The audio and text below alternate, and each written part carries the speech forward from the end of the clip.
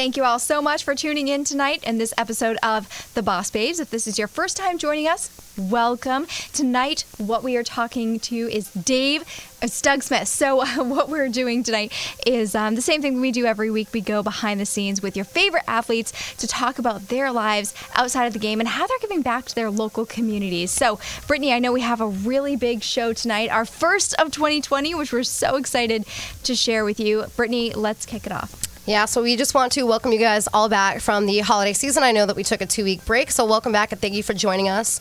I know it's not the best way to return from the holiday season, but we're going to talk about the Patriots. So here's a picture of Tom Brady. A lot of us are very upset at the fact that the Patriots obviously got knocked out the first round against the Tennessee Titans. Very sad, very upsetting, but honestly, I'm going to sit here and say the team this year just was not built to win the Super Bowl. It wasn't. We didn't have the receivers. We lost Rob Gronkowski.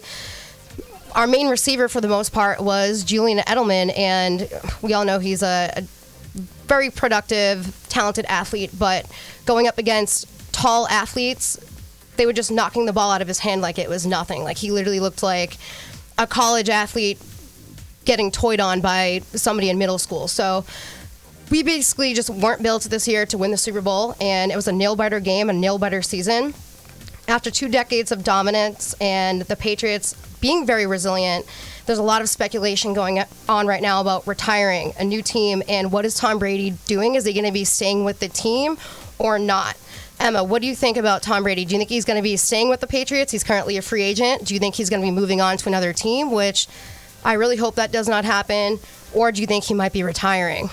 I mean, we all know that speculation is definitely not my favorite thing, right? It's not for me to say. There are a lot of things that are going on behind the scenes that I think that we don't get to know, right? So we don't get to see all those conversations that they're having in the locker rooms. We don't get to see, those personal conversations that he's having. So it's really hard for us to say. One thing that, I think that we've all noticed is that Tom Brady has done a lot this year, right? Not only in the past year has he been leading such an incredible team, but on top of all of that, he's also been launching his own brand, TB12. He's also been, having a family. He's a father. He's a husband. He's moving in his personal life to Connecticut. We've watched a lot go on with him. And I think that, with everything going on in his personal life, I don't think it's unfair to say that, he may have a lot on his mind, just like we all do in our daily lives, right? And it's important to remember that he is a human. So, whatever it is, it's really tough to say. We can sit and make guesses all day, but at the end of the day, Tom Brady is a human being. He is a man, and he is someone that is really and truly doing his best to do his job, not only for his team, but for his family at home and for his own brand that he wants to launch. So I think there's a lot. Do I think that he's personally retiring? I mean, I don't think it's for me or really any of us to say that's a personal decision that only Tom can make. And I know people have said that about the Best Buddies challenge as well. People have speculated, with stepping down from that, is that a bigger sign? Does that mean something else? And, I don't think so. I've noticed in the past couple of years that it's the same thing with, James White and Sweet Feet for Strikes. That was an event that we covered that in the past had belonged to somebody else, and it's something that the organizations themselves continue to support. So it really wasn't a shock to me when he passed it on. It was something that they've been doing with the Best Buddies organization before he even joined it. Anthony Schreiber has put so much work into it, and I think bringing the New England Patriots in was a great thing for them. But I don't think that all of these things can be easily read into, and could they be pointing to something bigger? Absolutely, but I don't think that it's really for us to say. I think that it's just, him trying to improve himself constantly, just like we all do. We all make decisions in our life, right? So it's really sad that we don't get to go to the Super Bowl. Everybody's sad. Every team in America is sad when their team doesn't make the Super Bowl. And unfortunately, this year, we're just one of those teams. I personally think that he's not going to retire. I've actually been reading his book, The TB12 Method, and he's very resilient. He's very determined, and he just loves the sport of football. He actually was drafted to play minor league baseball before actually deciding to play professional football. So he's just a natural-born athlete. He loves to compete, and I don't think he's ready to give it up. And I truly believe if he does decide to leave New England, he will always have a piece of his heart here. His number will be retired here. His number will be hung up. He will be in the Hall of Fame at some point. And if he does leave, like you mentioned earlier, Emma, he obviously has the TB12 facility here. I think even if he does decide to leave New England and go play for Dallas or for the Chargers or whoever he decides to play for, hopefully he doesn't, he will still come back to New England and still have a piece of heart here with us. I actually have a quote from Tom Brady. He recently said, "I'm not crushingly disappointed. We fought hard, our heads held high. Every season doesn't end in a Super Bowl win. It's exciting when it does. I think I can still play at the championship level." So Tom being a free agent, to me, that makes me think him saying, "I think I can still play at a championship level," makes me think, honestly, he's not going to leave. And I also have another quote from Bob Kraft saying, "Tom wanted to be a free agent before the season started. I hope and pray he comes back." So again, along with Bob Kraft, along with all of New England, most of us do hope that he does stay here, but there are some people that want him to leave. So who knows what's going to happen? Yeah. I don't know. Again, I think it's one of those things that it's like everybody wants to speculate right now. I think because there's so much emotion, right? There's so much that's going on. There's so much tension going on. Everybody is kind of still recovering from the shock factor, I think, of us being so fortunate over these past few years. But moving forward, I do think that it's ultimately going to be a decision that we can guess all we want, but none of us are a fly on the wall in those discussions as much as we may want to be.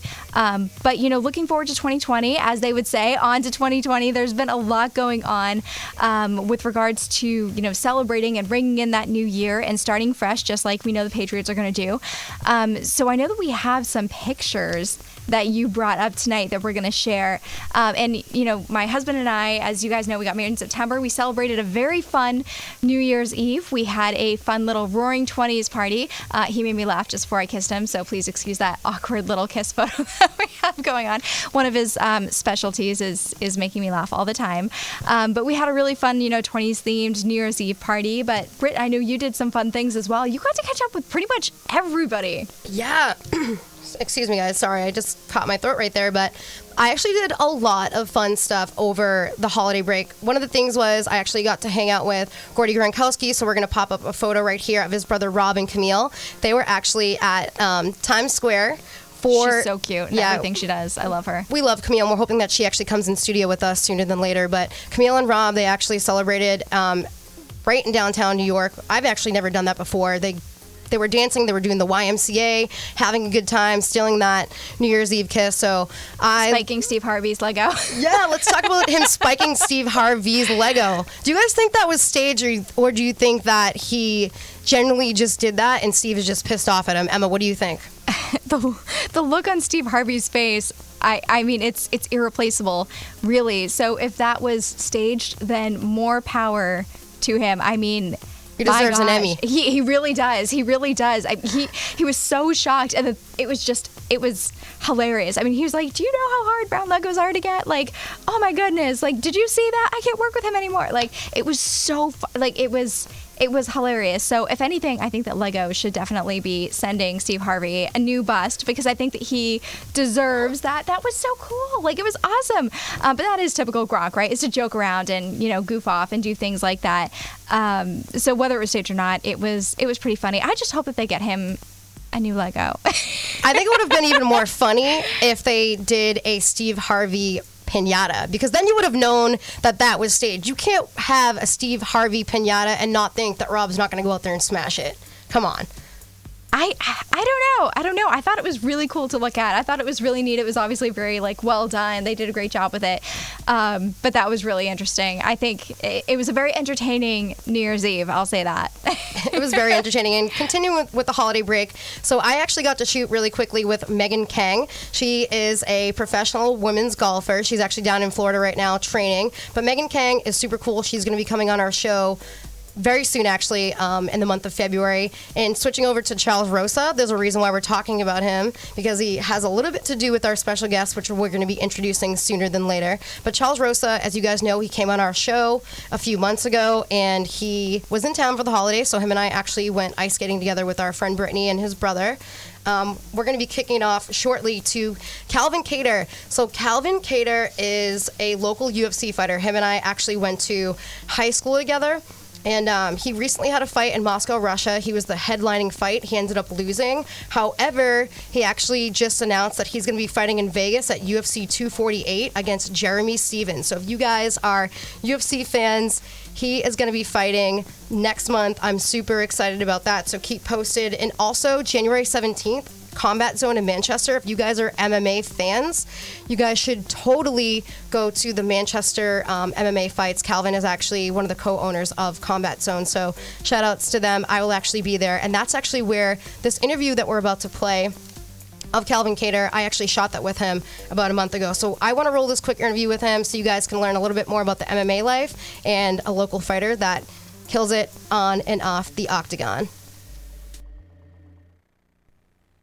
We're here at Combat Zone. It's really important for the community to get behind this because we're really trying to get these local fighters, give them a platform to get to the next level and hopefully have an opportunity to fight in the UFC like myself. Going to Russia was a great experience, being in the main event for the UFC. Felt like I was living out the Rocky IV real life.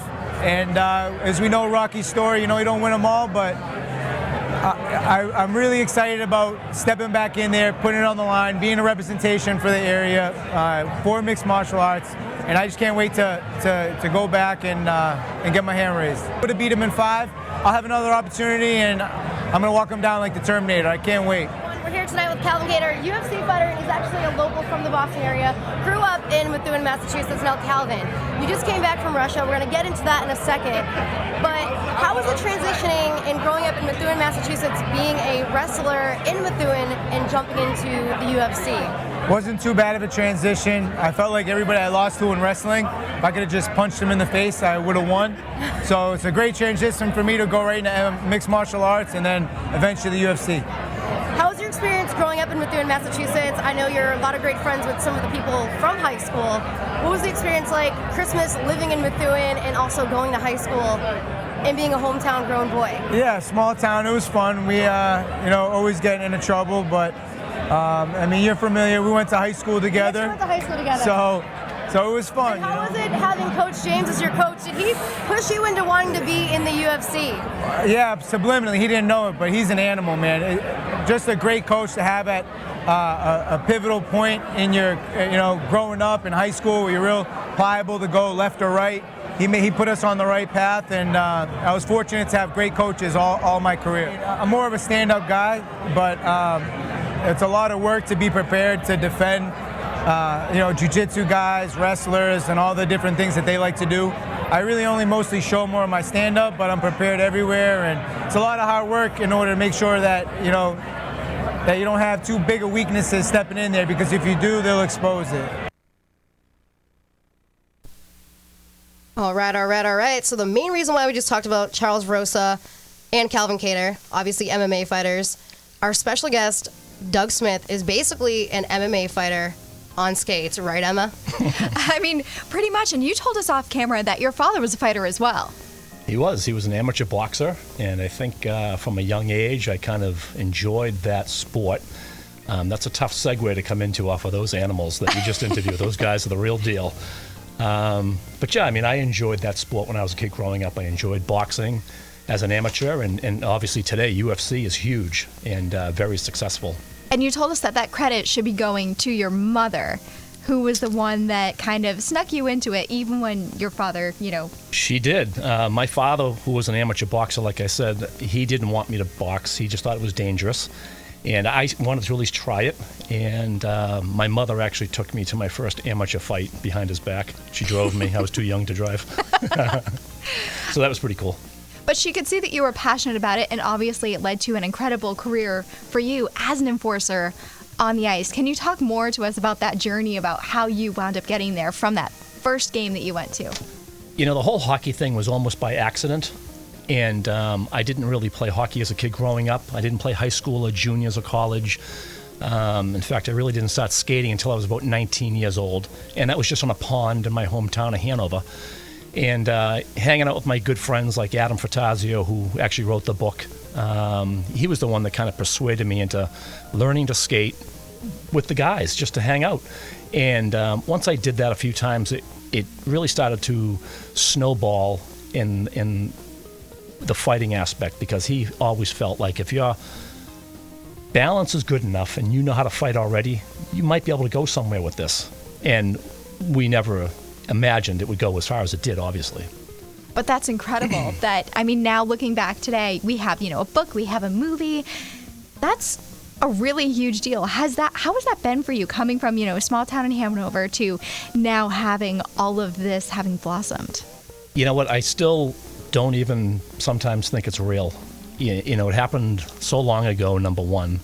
And, I'm kind of an old guy now, getting on with kids and married and job.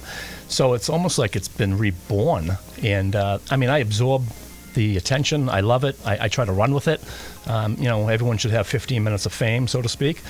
And I try to use it in a lot of good ways. I try to be involved with charities and things like that. And, it's been obviously a real positive thing in my life. And growing up in Hanover, Massachusetts, obviously with your family, I know that you didn't start playing ice hockey. I know we talked about it earlier until you were about age 20. So what types of sports did you play before that? Were you athletic?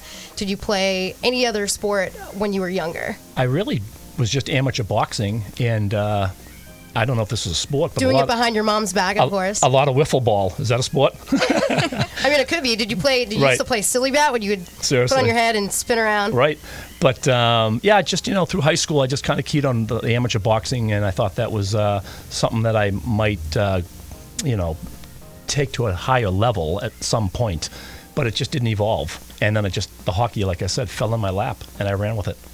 And what was your favorite point about getting into, I know you said that you played for the AHL. What teams did you play for? And we can't even really talk about you training or anything like that, because it almost sounds like it just happened and it was fate. And you almost just, after me watching the movie The Goon, which we're going to get into shortly, it almost just seems like you were just there for fun. It was certainly fun. Like, you had some skills involved, but it was almost like you were just there just to be that enforcer and to antagonize other people and to get the crowd pumping and going. For sure. And back when I played, fighting was really allowed in the game. Not that it isn't now in the professional level, but they've certainly... It's definitely tamed down a lot. They've definitely tried to extinguish it, for sure. But back when I had played, a team could have a guy on the bench that just did that role. I was kind of like an insurance policy. I might not even skate a whole game at all. I just might be on the bench. But if another team had a tough guy who was kind of acting up, I was the guy that would go out and say, hey, if you want to fool around, I'm your guy. Don't waste your time with, because you don't want a tough guy picking on like a Bergeron or a Marchand. Right. You want the other tough guy.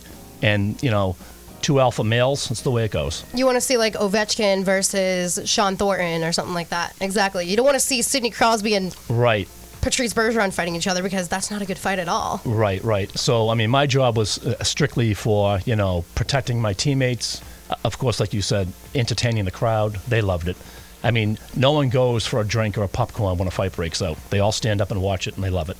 So can we talk a little bit about the locker room, and then also, if you want to get into some funny stories, we want to hear what were some of your favorite fight moments. Like, who were some of your favorite people that used to fight on the ice? My question. That's such a good question. Well, I was pretty lucky. The guys that I got to go against, most of them were NHL caliber fighters. They had played in the NHL, or they were pretty close. They made it to at least the American League. And listen, my story is simple. I'm not here. I didn't write books, and I didn't have movies because I won my fights. In fact, I probably lost most of my fights. But it was an underdog story. I didn't have my first organized hockey game until I was 22 years old. And that's really late. And, so I think the public absorbed it more as, like I said, a long shot guy who just happened to make it. And I enjoyed the fighting aspect. I know that sounds crazy, but I enjoyed the one-on-one competition. But it sounds like that was kind of almost in your blood, that was something that, over the years you just grew into, and watching your father, fight as well. Right. And did you ever have any moments on the ice where you were there and you were just like, oh man, I know I have to go in, but this one's going to be a tough one? Oh, they were all tough on me, believe me, because I was so unsure of my balance.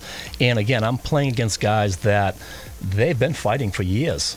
And I'm 6'2", 240 when I played, and these guys are all much bigger, much heavier than I am. Oh, so you're just like a full foot taller than me. Okay. Yeah. Just wanted to make sure. But these guys they were real big guys. And so I was definitely, the underdog in all of them. But it was just the point of showing up, the willingness to do a job that nobody else wants to do for a team, And I think that's how I got employed by a lot of teams, is just my willingness. What were some of your favorite teams that you played for? I know that you mentioned that you played in the AHL. I mean, in the AHL, that's probably the second best hockey league in the world, behind the NHL. I mean, my first game was with the Moncton Hawks. That was the Winnipeg Jets farm team.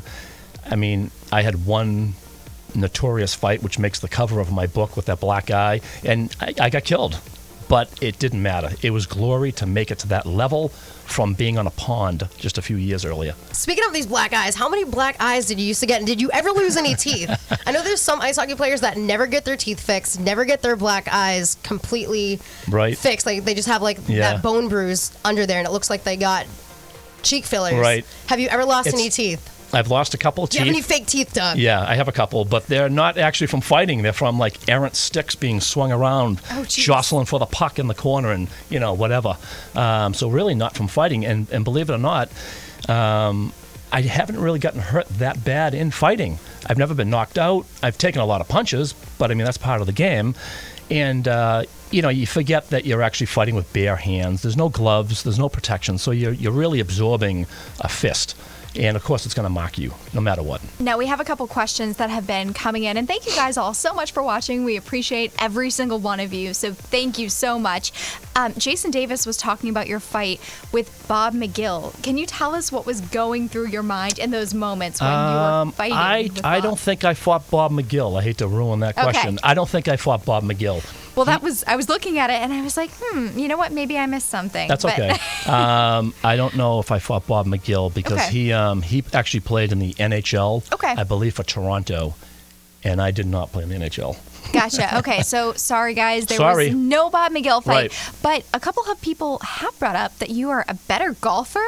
Is there a story that we're missing here? Tell us about your golfing skills. They suck. Sorry, but they're not that good. Come on, but I think the transaction, or the transition, I should say, from hockey to golf is kind of natural. I think a lot of hockey players play golf.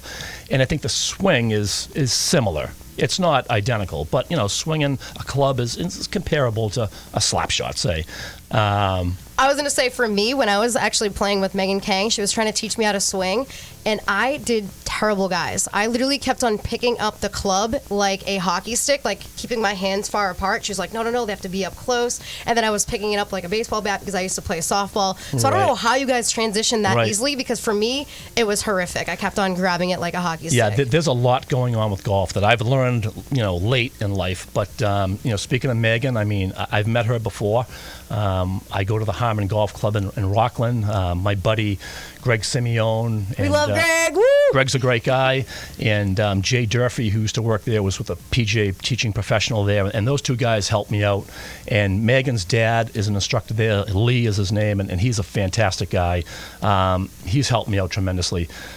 My game is really one-dimensional. I can drive the ball. I can bomb it. And putting and chipping is a horror show. But I still enjoy the game. So I love it. Are you kind of like Happy Gilmore when it comes to golfing as well? I'm happy for sure. I love that. That's awesome. And I wanted to ask you, when you are fighting, were you the type of person that would, when you're starting to throw the punches, pull the jersey up over somebody's head, or are they the one pulling your jersey up? I had a lot of tricks to keep my jersey tied down, and that never really happened to me. Okay, so hang on now. We got to know what these tricks are. Well, I mean, they always have a tie down on the back of the jersey. A tie down is something that's sewn into the shirt, and it clips onto the back of your pants so it doesn't get pulled over the back of your head.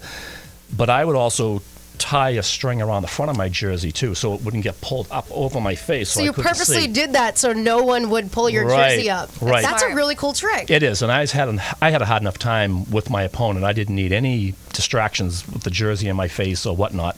There's no time for that. There's no time for that. But, the fights last 10, 15 seconds tops. I mean, you're really just trying to throw as hard and fast as you can without getting knocked out, of course. So Peter Metcalf, I'm actually reading one of his comments. Is he a friend of yours? Peter Metcalf says Colton Orr became a killer in the NHL because of you. So did you have a fight with him? Did you train him? Talk to us about Colton Orr. So Peter Metcalf played in the Boston Bruins organization. He's a local guy, and I worked for the Boston Bruins for 8 years. And my job was kind of a secret job, but I worked down in the American League in Providence with the players, and I basically just taught them how to defend themselves. And it slowly gravitated from teaching the Europeans and the college kids who don't play rough North American style hockey how to defend themselves to guys who do fight for a living, like a Colton Orr, who played in the Bruins organization, Toronto, New York. He bounced around, and he was actually considered at one time to be the heavyweight champion of the NHL. But he was in Providence as a rookie, and I worked with him and just kind of, helped him along. He already had the skill. He just needed a little push, how to work on certain things. But, that was a great time for me, my time working with the Bruins for sure. Now we have another question from Gary Brown. He wants to know who your favorite NHL fighter is. Well, today, there's not a lot of fighters left, and I hate to say it. There's not a lot of fighters there really anymore. isn't. It's more about finesse. It is. I mean, and the game's really going over to that style. I mean, back in the day, there were so many good guys. I'll always be partial to Boston Bruins guys because I've got to work with so many of them. Thornton's a great guy. I mean, all those guys, they're fantastic, and they're all worthy because they're all warriors in a sense. Awesome. Okay, guys, well, you have given us so many questions. This has been awesome. Please keep them coming. We are loving them. Now, in looking back in all of these days, you've done a lot, right? So it sounds like there could almost even be like another book. I mean, my gosh, all of the things that you've done, it's incredible. Looking back in all your years from working in your, secret job with the Bruins and from doing, what you've been doing on the ice and even where you are today, have you had any specific moments in your career where you were like, wow, this is it? Well, like I said earlier, I mean, the whole hockey thing just came out of nowhere, and the exposure I've gotten from it, it's incredible. I mean, I couldn't even begin to tell you how it feels as far as, the notoriety, trying to play down the celebrity status. It's just not me, but I'm loving it, and I go with it, and I try to use it outside of hockey and outside of my job as a cop. I'm a cop down in Hanson, and I just try to use it the best I can. But now your mother, I thought this was crazy when you told us this. Your mother still hasn't seen that movie. Well, the movie Goon is pretty vulgar. I mean, for those who haven't seen it, the language is atrocious. And my mother, she's older, and she probably would get a chuckle out of a few scenes. But the language and the locker rooms, and it's tough for an old lady. And do you feel like that was kind of a real representation of what it was actually like for you? The movie itself, I'd say, was probably, I know it was based off of my book, but it was loosely based. And a lot of it's Hollywood script. And, to make it a comedy and to be funny. Of course, yeah. Sure. Do things like that happen in the locker room? Of course they do. I mean, guys are guys, and, they act foolish and they say stupid things, and, stuff happens. My uncle actually just mentioned Terry O'Reilly, very well known, obviously, for fighting. I don't know if Terry O'Reilly had any influence on you becoming a fighter or enjoyed watching him play in the NHL. My uncle Jeff actually just mentioned Terry O'Reilly. Yeah, of course. I mean, any of those Bruins from the 70s and early 80s that I would watch as a fan, and you try to learn from guys like that. That's what I would do. I would watch guys and see how are they winning, but how are they losing, and what should I try and do and not do. And a guy like O'Reilly, he was a fantastic role model. His number, I believe, is up in the rafters right now with Rick Middleton, who Emma actually just interviewed at the alumni game 2 days ago. Great guy. And going back to the Goon movie, I actually had a conversation with my dad last night, and this was hilarious. I walked down, showed him this movie, and I go, Dad, do you know who Steve Stiffmeister is? Sean William Scott, of course, because he plays you in the movie. Like, do you know who Steve Stiffmeister is? And he goes, no, who is he? I'm like, he was in the American Pie movie series. How do you not know who he is? So I just thought that was super funny. My dad's actually watching tonight. But can you walk us through the process of how did you even get selected for these movies? Like, not even who called you, but why were you chosen out of all the people to have a movie series and a book written about you? So, like I said earlier, one of my best friends, Adam Fratazio, after hearing my stories endlessly about road trips, and I would call him every night after a game, hey, I just fought this guy, or I just fought that guy, and the bus rides and the lifestyle. And after about a year or so, he says, we should really write a book, because the minor league hockey life is crazy. And so Adam really did all the legwork. He put a book together. It got published. And somebody from Hollywood, this is the story I got, found the book at an airport. And he saw the cover of the book, which has a picture of me with a big black eye, and it says Goon, which is the title. And he said he bought it. And he says by the time he took off on his flight and landed, he finished the entire book. And as soon as he got off the plane, he was calling his writing team saying, we need to make a movie about hockey enforcers. Not so much about Doug Smith or this book that I just read, but hockey enforcers have been a part of the game forever, and they're a big part of the game. And we could base our script and our story on this book because it's all about fighting. So that's kind of how it got rolling. Oh my goodness. And then, of course, everything just kind of blossomed and rolled from there. And people are asking, is there another Goon movies coming? There might be a 3. You and I spoke about it. Yeah, so there's been talk that the original contract called for a trilogy of movies, 3 movies. Now, personally, I'm hoping, Stifler gets killed in this movie and it's over. Oh, jeez. But I mean, yeah, I think there's going to be a 3rd movie. I think I heard rumor that this spring they were going to start working on a script. Oh, wow. So who knows? So the rumors could be true, guys. They could be true, right. And you have a small role in these actual movies. Obviously, Stiffmeister plays you in the film. Right. But you have told me that you have little cameos here and there. Do you think you'll get offered a part in the 3rd one as maybe an enforcer on Steve Stiffmeister's team or something? Yeah, I would hope so. I got to be in the 2nd movie, which was awesome. And I would think that in the 3rd movie, I would hope I could at least be, the kid sweeping the floor in the locker room, just something. I'd love to be in it, one way or the other, but we'll see. And I know that I keep talking about him, referring to him as Steve Stiffmeister from American Pie, but in the movie, his name is actually Dougie Glatt. Right. Obviously, your real name is Doug Smith. Right. So I'll start referring to him as Dougie Glatt. Right, but he's always going to Goon. be known as Stifler. I mean, that was his biggest role, and he really did well in that American Pie movie. He did do really well. Awesome. All right, guys. So thank you all so much for sticking with us. We're going to be rolling to commercial break in just a second. And coming up to the break, we are going to have, of course, more of this interview that we have going on right now with Doug Smith. And then on top of that, we have a very special event for you that we're very excited to share, featuring Marcus Smart and his Young Game Changers Foundation. Stick with us. We will be back in just a few minutes. Thank you all so much for watching. At Bad Martha, we believe in 3 things: great beer.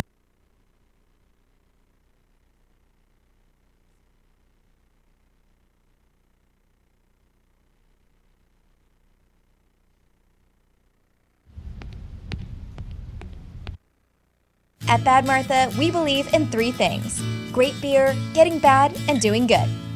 Every sip of our premium craft beer is a reminder that there's a paradise out there where you can kick off your boat shoes, let your hair down, and leave it all behind. That paradise is Martha's Vineyard. And while there's a bit of bad in every drop of beer we brew, there's also a whole lot of good in every can or bottle we sell. That's because Bad Martha is built on a simple idea: community first. We're proud of our beer, but we're even more proud of the island that inspired it. So much that we built a 2nd location, Bad Martha Falmouth. We hope you enjoy both just as much as we do, and join us on the island for an afternoon or in Falmouth for a slice of our homemade pizza. Bad Martha. Get bad, do good. Rob Gronkowski here, ex-superstar in the game of football, and now I am in the business world. And today, I am proud to announce I am part owner with my brother of Ice Shaker. We're all about the grind. We are all about inspiring others to live a healthy lifestyle and be the best person you can be. And that's what Ice Shaker is all about. And that's what we are all about. And that's why we are here today. Because we are out there to live a purpose with joy, with passion, and to inspire optimal health. We are built on toughness. We are built on grinding. We are built on keeping your drink ice cold for more than 30 hours. Check us out. Proud brother, proud family member, IceShaker.com.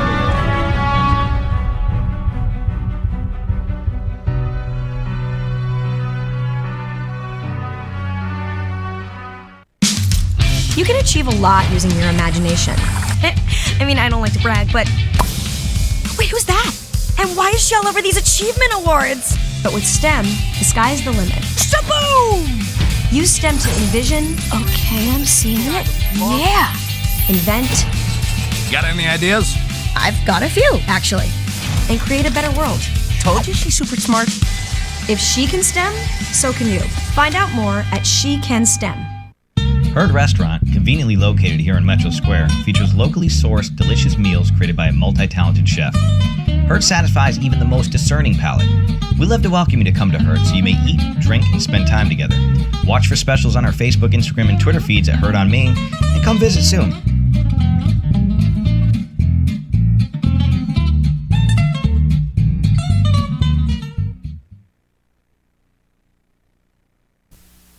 All right, guys, welcome back. Thank you so much for tuning in. We are super excited to be back here after the holiday break. And of course, you know, we have Doug Smith in studio with us. He's absolutely killing it tonight. But before we get back to him, we want to talk to all of you guys about the Boston Bruins Be Fit Challenge happening at the end of the month. So I believe it's January 26th. It's on a Sunday.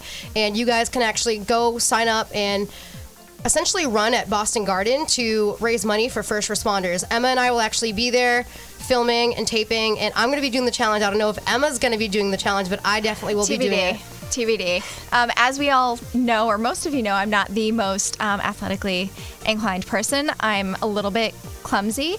Literally this morning I had like the Mondayest of Mondays. Like just getting ready in the morning, I dropped my favorite eyeshadow brush into the toilet and then proceeded to like wave at our maintenance man and just say hey and talk to him, like ran up over the curb. I was like, I'm very clumsy. So I don't know if I'm going to be doing this. I don't know though. I love you, girl. I could be convinced. It is for a great cause. So if you guys are around and you happen to have the time and just want to come and hang out with a really, really great group, come on out, come see us, come join us. We will all be there.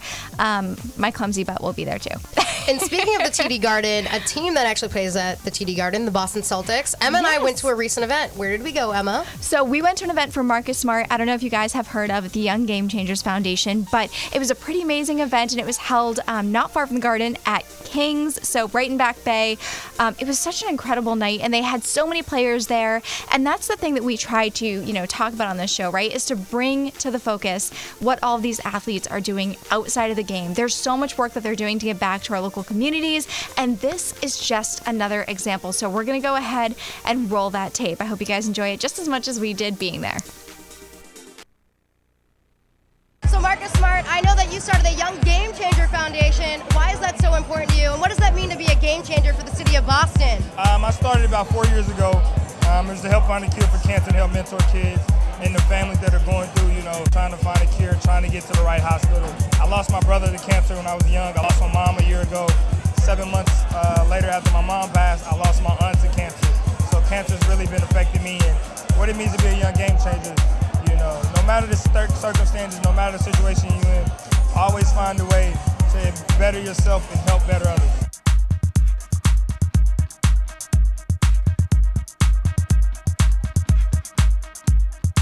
I've lost members of cancer. We all know people who suffer from cancer. It's something we're trying to change. As athletes, as people of influence, we should do more stuff in a community like this. It really shows their commitment to our city, not just on the basketball court, but off the court, and that's amazing.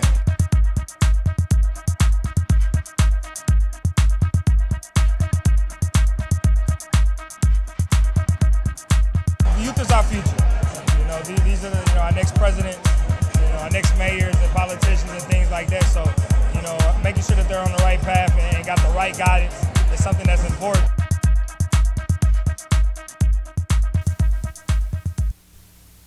That was such a fun night. And my favorite part of that whole night was at one point Brittany and I are standing there and, we're just chit-chatting and trying to get our shot together and, making sure that we have everything lined up properly. And all of a sudden, who comes around the corner and just grabs me and taps me on the shoulder and he's like, hey, what's up? And then runs off and it's Marcus Smart. And I was like, wait, come back. I have questions. I have so many things I want to talk to you about. And he was super cool about it. He was like, oh, all right. Yeah. And he came back over and he was just the most awesome guy. And it's crazy because when you talk to these athletes off the court, on the court, they're working so hard and they're really focused and it's just, there's nothing stopping them. And then once you get to talk to them, they're the sweetest guys. And we actually put a post up recently too about their favorite holiday meals. I mean, when you get to actually, know them and know what they're doing for the community, they have the biggest hearts and it is so cute and so sweet. They do have such big hearts. And speaking about big people, Doug Smith is actually 6'2". That's pretty tall for a gentleman. But Taco Fall, let's talk about Taco Fall. He's like 7'5", and he was actually at the event as well. We didn't get to interview him, but he literally just like towered over everybody. And I think he wears like a size 16 shoe, because I took photos of his feet and I was like, Emma, look how big his feet are. Like literally I mean, you guys can't tell, but they were so big because they had all their bowling shoes set off to the side. Very talented guy. It's funny watching him, actually. I was recently at the Maine Red Claws game, and the guy like doesn't even have to jump to get the basketball. He literally just sticks his hands up and can just plop the ball in. Like back in the day when I was a little kid, my brother and sister and I used to have like one of those little kid basketball hoops, and I remember just being able to like go up and just like pop the basketball in. You didn't have to like do anything because you're a little kid. You don't know how to dribble or bounce the ball or do anything. You're just over there shooting hoops. Me watching Taco Fall is the equivalent of watching me, my brother, and my sister playing little kid basketball. Like, he literally just gets the ball and just doesn't even have to dunk it, drops it in. Like, it's bizarre. Remember how tall he was? Yeah, no, he was really tall. So it's kind of like if someone gave me like an American Girl doll hoop, I might be able to just like, toss it in, and that might just be as even as we could get. It's exactly like that. So funny. We have, speaking of charity events, we have obviously a lot going on with Doug Smith in studio tonight, and you're doing a ton of really awesome charity events yourselves to raise money for your local communities. I try to stay involved. I feel fortunate, like we've said throughout the night, from what I have given to me through the movie and the book, and I get asked to do events as a celebrity, and I never say no. I feel like I'm almost obligated. There's just a lot of unfortunate, people out there that just don't have a healthy way of life, and they need help. And, whether it's cancer or, diabetes. I have an 8-year-old daughter that just got diagnosed with diabetes type 1.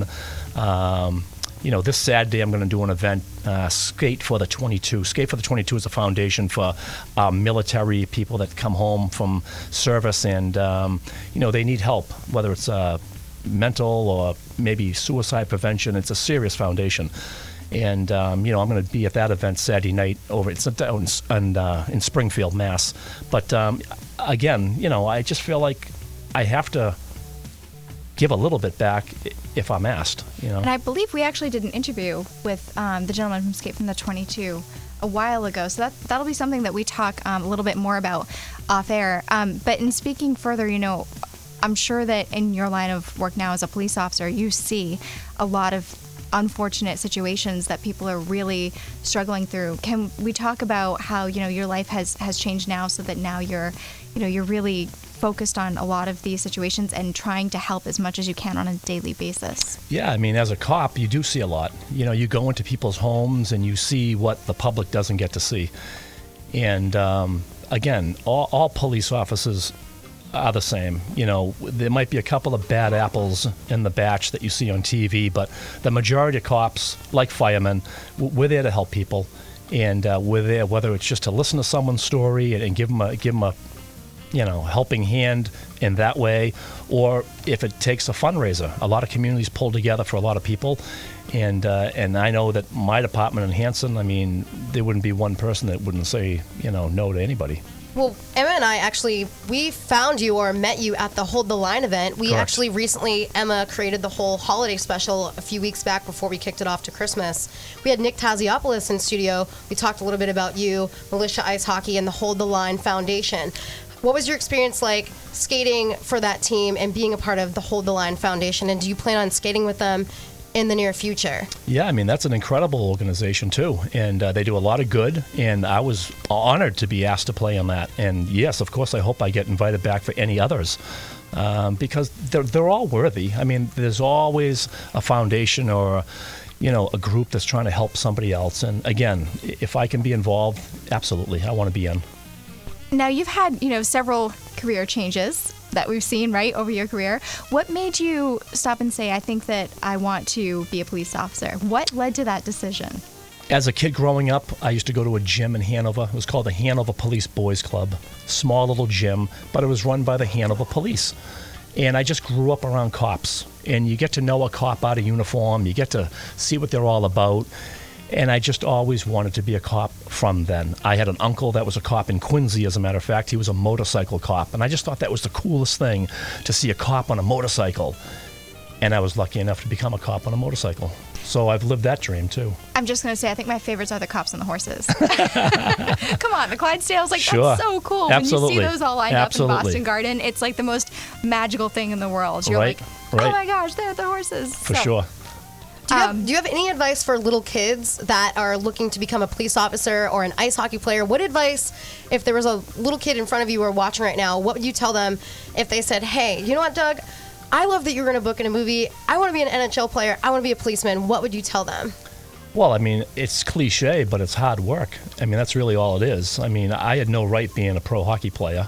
I just had to really work hard, and I mean, every day work hard. And I had a dream, and I just never said no. And there was a lot of naysayers and people that would just laugh at me and say, you know, you're out of your mind. But, you know, obviously hard work pays off, and we've always heard that.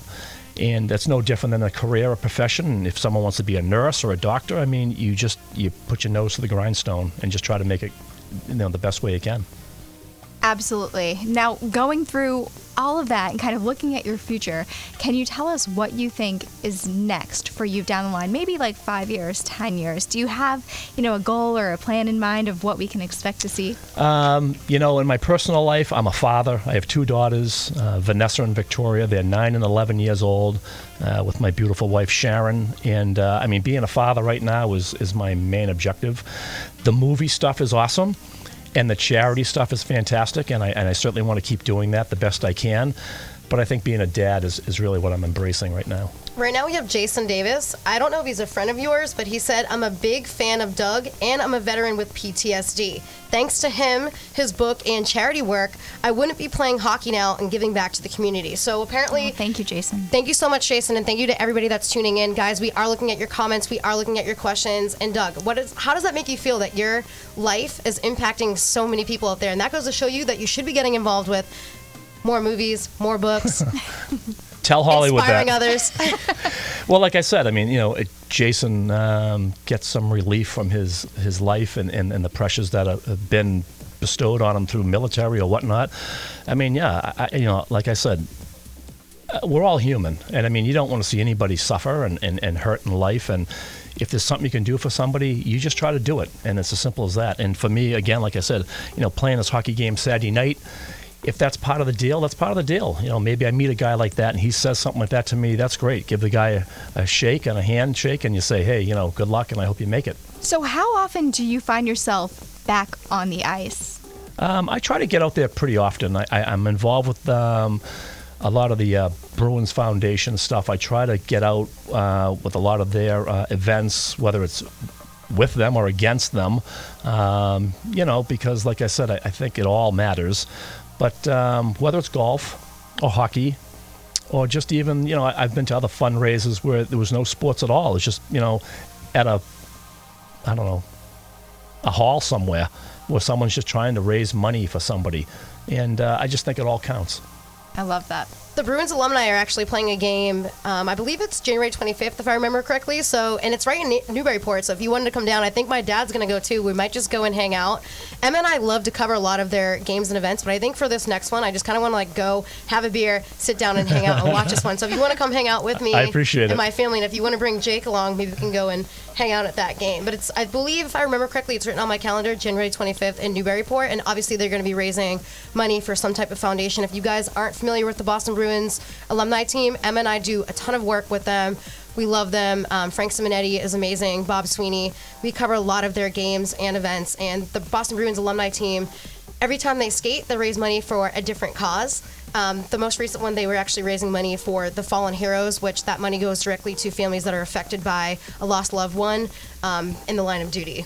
Which was really sweet. And this weekend, you know, going to talk with them, it was just incredible. You know, we were talking with Rick Middleton, and he was just so incredibly genuine. And every guy, Tom Songham was there as well, every guy coming out of the locker room, they had this excited look on their face where they were just, so happy to be able to be out there and just giving back and watching them play. There's so much passion in the sport, and there's just so much excitement in the room. And when you bring out those families, we were fortunate enough to be able to speak with one of the families that was going to be benefiting from that night's fundraiser. They were just so grateful and so sweet. And it's just a beautiful thing to see. I mean, it just brings tears to your eyes. Like every week they're out here doing this, and it's just incredible. That event will actually be coming up in an upcoming episode of Boss Babes. And Emma, since we're wrapping up, I know that the episodes go by so quick. Emma's going to kick it off with some positive pop because we all know that we like to end the night with something really positive. Yes. So with 2020 coming in, everybody is talking about their New Year's resolutions and how they're going to be a little bit different this year. But here's one thing that I always say, right? New year, new goals. Think about yourself and everything that you've done in the past year, and think about moving forward how you can change it. So I can tell everybody, right now what my goal is for next year. One of my major goals is to find a house with my new husband, and it's something that we're actively working on. So, resolutions can be broken, and if you set a goal, put a little checkbox next to it. Make it something that you actually intend to smash, something really important to you that you plan to get up every day and work at. And just try to look at it differently, because New Year's resolutions last for a month. Goals that you have, long-term goals that you set out and really, make a plan to smash, those will last for a while. So I can say with confidence, every year that I've gone from resolutions to goals, which may sound like the same thing, they're not, they're a little bit different. Every year that I've gone to, set this list of goals, I have put it up on my wall. I've got the little checkbox, and I will go down and make sure I'm working towards it every day in a place where I will look at it and remember to get there. So I hope that all of your goals for 2020 are something that you really and truly are passionate about, that you believe in, and are something that you truly intend to work towards every single day, and that you find a way in your life to remember to work towards them every day. And so speaking of goals. Speaking of goals, before we wrap this up, because I know we're going to ask Dougie Smith really quick, where we can find him on social media. But Emma and I, speaking of the Boss Babes, we have some big goals coming up for you guys, so stay tuned. We're going to be on some other platforms, and we have some big news coming up, so get excited. And Doug, where can we find you on social media so people can follow where you're going to be at this year? I'm on Facebook, I'm on Instagram, and I'm on Twitter, all under Douglas Smith. And if I can real quick, I want to say thanks to you guys. You guys are killing it. Oh, thank you. I've been a fan watching you guys now for a little while, and you guys are everywhere.